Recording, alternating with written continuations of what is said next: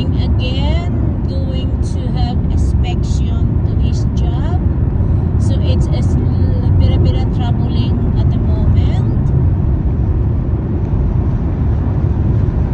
So it's a good day for drive. Oh, I think my phone is pulled down again because my phone holder not that good.